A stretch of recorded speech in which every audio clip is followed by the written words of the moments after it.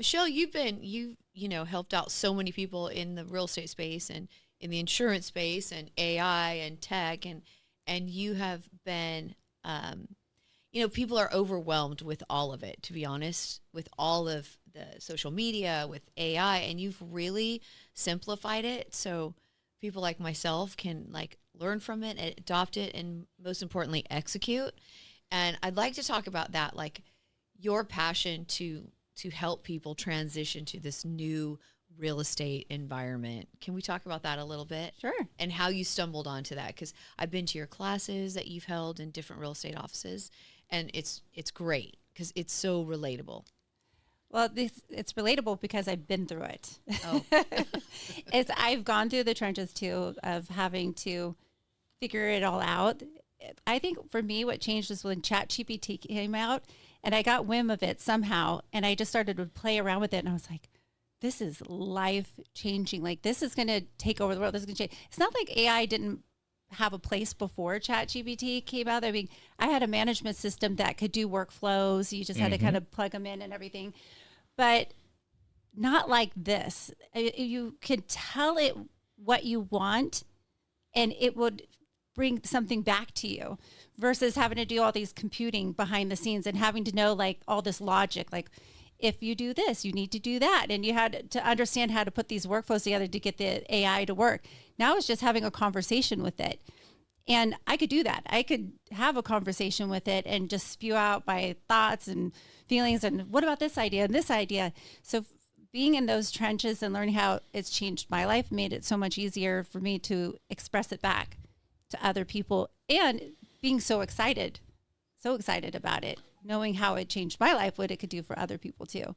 That point you just made too about getting started, I think that the part that carries over from experiences of using different tools, different systems, and feel like I have to invest all this time to learn how to set it up, and then it doesn't actually work the way I want it, I think plays a role in people that are afraid to dive into, a ChatGPT and others.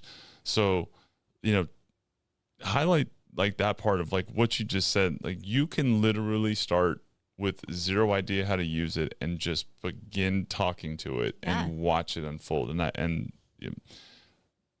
go into that a little bit more of the simplicity of it, because it's such a cool experience if you haven't done it. I mean, we're trying to get Bobo the clown over here to get rolling with it. So wait a minute, did you see the mask? Does that look like Bobo?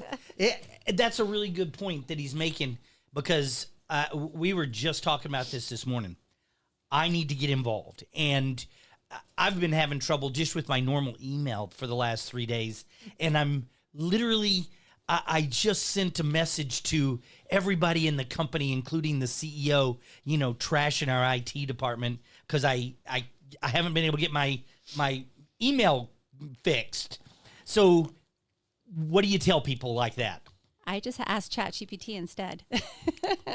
To be honest with you, I found that so I've talked to you guys before about 𝐌𝐢𝐜𝐿 is one of my favorite platforms used for automating marketing.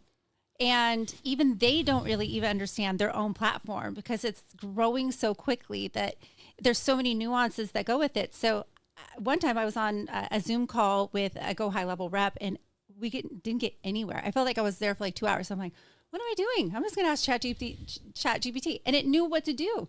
And I just followed the instructions, and I worked through my own workflow with it way faster than I did with a human person. So in your case, what I would do is start with, hi, ChatGPT, I'm on Outlook. I'm having issues. This is the error message that I'm getting. I can't get through. I have this Windows program or this Mac program. That's the system that it's running on. How do I fix the problem that I'm at? And it might not give you the right answer in the beginning, but then you fine tune it well, I tried that. Here's this. And you start working through all of that. You probably find it actually get you through it a little bit faster for certain things. My God. Not that you need to get rid of your IT department because you still got to need them for certain things, but for something like that, ChatGPT probably already knows how to fix that problem.